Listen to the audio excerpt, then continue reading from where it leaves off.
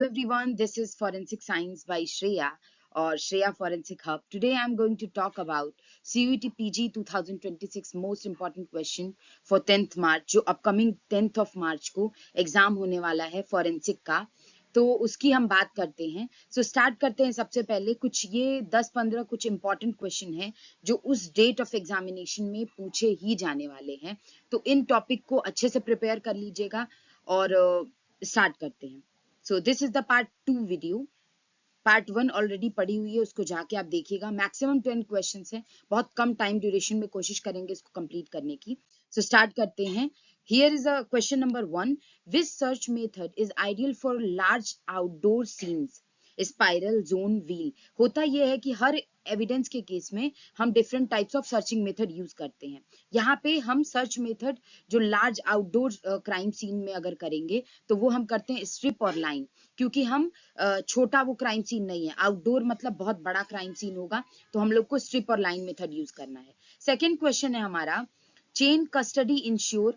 Chain of custody क्या ensure करती है? तो अगर कोई क्राइम सीन एक्टिविटी होती है तो from the enter to the exit point, chain of custody को हम जब बात करते हैं तो जब भी हम क्राइम सीन पे एंटर करते हैं और उससे एग्जिट करते हैं उतने तक की जो एविडेंस की इंटेग्रिटी होती है उसको मेंटेन करते हैं, तो दैट इज एविडेंस की इंटेग्रिटी। इसका आंसर होगा कि चेन ऑफ कस्टडी इंश्योर करती है।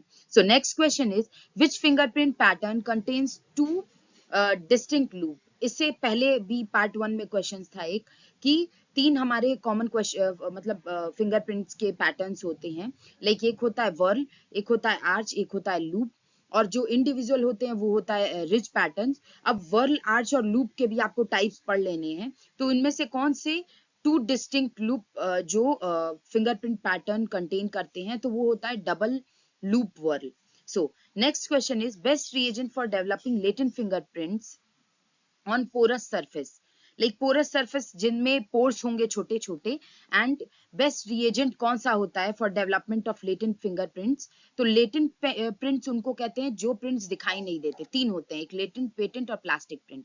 लेटेंट प्रिंट वो प्रिंट होते हैं जो हमारे क्राइम सीन पे दिखाई नहीं देते, तो उनको डेवलप करने के लिए हम यूज करते हैं किसका? निनहाइड्रीन मेथड का। नेक्स्ट क्वेश्चन है हमारा कि diatom test is significant in determining.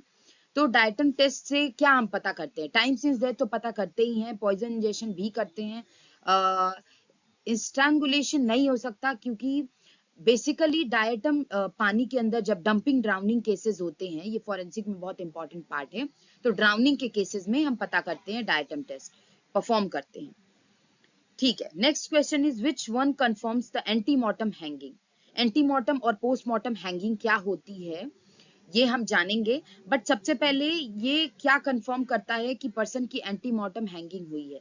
Dripping of saliva, fracture of femur bone? नहीं, अगर फीमर बोन का फ्रैक्चर होता तो ये हमारे दूसरे कंडीशन में आता, फ्रैक्चर होएगा ही नहीं फीमर बोन का, क्योंकि फीमर पैर में हमारे बोन प्रेजेंट होती है। सो पोस्टमॉर्टम कैलोरिसिटी? नहीं। प्रेजेंस ऑफ वोमिट ये कंफर्म करता है एंटीमॉर्टम हैंगिंग को, सही है ये। Next question is IR spectroscopy is mainly used to determine or identify what? तो IR स्पेक्ट्रोस्कोपी जो होती है वो आइडेंटिफाई करती है फंक्शनल ग्रुप्स को, फंक्शनल ग्रुप को आइडेंटिफाई करती है। Most stable biological fluid for blood grouping. सबसे स्टेबल बायोलॉजिकल फ्लूइड जो माना जाता है ब्लड ग्रुप के लिए वो कौन सा है? प्लाज्मा, सीरम, फ्रेश ब्लड और ड्राइड ब्लड स्टेन। तो सही आंसर होगा इसमें ड्राइड ब्लड स्टेन, जो कि बहुत बेहतर माना जाता है ब्लड ग्रुपिंग के लिए, क्योंकि उनमें हम इजीली परफॉर्म कर सकते हैं अपने टेस्ट, प्रीलिमिनरी और confirmatory examination test and further blood grouping test also. So next question is who invented DNA fingerprinting? तो यहाँ 4 ऑप्शन है। एडमंड लोकार्ड, जिन्होंने प्रिंसिपल दिया है, सारे फॉरेंसिक साइंस के 7 प्रिंसिपल दिए हैं। सेकंड है कार्ल लैंडस्टीनर, तो कार्ल लैंडस्टीनर ये भी नहीं किए हैं। कैरी मुलिस नहीं। एलेक जेफरी ने किया है डीएनए फिंगरप्रिंटिंग का इन्वेंशन। ये याद रखना है क्योंकि इन्वेंशन से और एस्टेब्लिशमेंट से क्वेश्चंस बहुत आते हैं सीयूईटी पीजी 2026 में।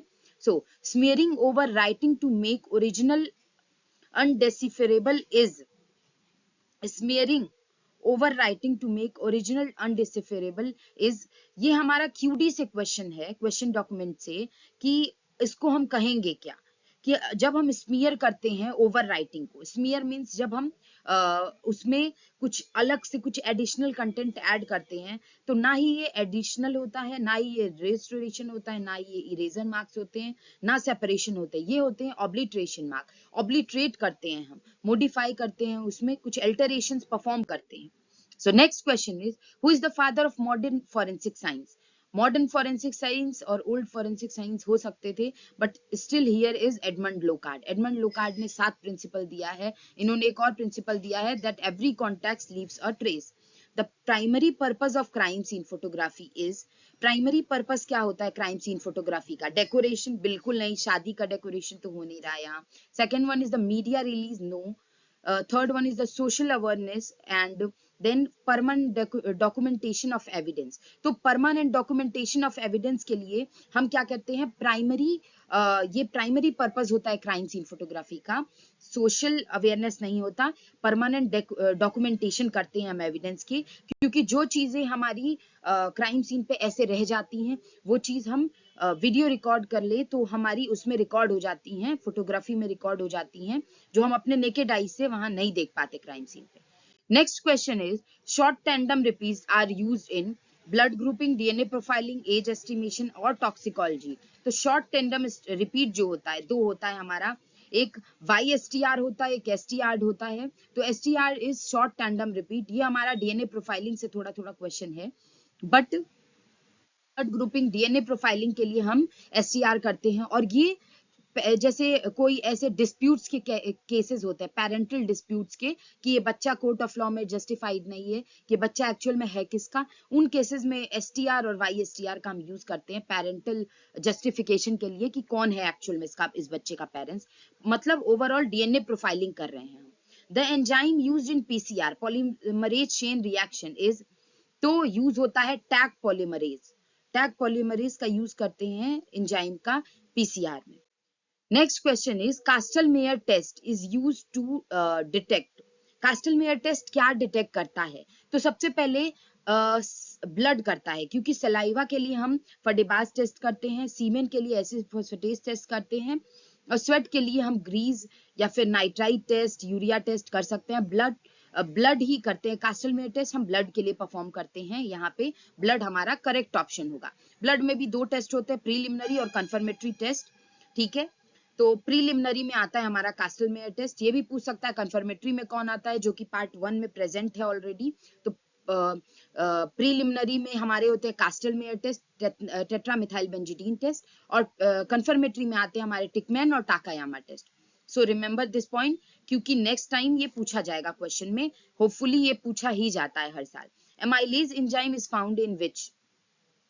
हम जानते हैं कि एमाइलेज एंजाइम जो होता है सलाइवा में, क्योंकि कहते हैं ना एमाइलेज बनता है फिर जाके उसका स्वेलो होता है खाना, तो that enzyme, amylase enzyme is found in generally in saliva. So next question, cherry red colour of blood is seen in poisoning by. तो चेरी रेड डिस्कलरेशन होता है हमारा कार्बन मोनोऑक्साइड के केस में। ये हमारा फॉरेंसिक टॉक्सिकोलॉजी से question, जो कि खुद में एक बहुत इंपॉर्टेंट क्वेश्चन है, ये हर साल पूछा जाता है। चेरी रेड डिस्कलरेशन ब्लड की होती है, वो किस पॉइजनिंग के केस में होती है? कार्बन मोनोऑक्साइड, जिसको CO भी कहते हैं। आर्सेनिक, साइनाइड और अल्कोहल के केस में बॉडी डिस्कलरेशन दूसरे कलर में होगा, बट कार्बन मोनोऑक्साइड के केस में ही होता है ये। Postmortem lividity is also called, postmortem lividity को और भी क्या कहते हैं? लाइगर मोर्टिस कहते हैं। अब ये बहुत इंपॉर्टेंट पार्ट है राइगर टॉक्सिकोलॉजी का और थेनेटोलॉजी का, जो कि हम कह सकते हैं। राइगर मोर्टिस बॉडी की स्टिफनिंग हो जाना, एल्गर मोर्टिस हमारा, एल्गर मोर्टिस होता है बॉडी का ठंडा पड़ जाना, बट बॉडी में ब्लड का नीचे की तरफ शिफ्ट हो जाना ड्यू टू द ग्रेविटी।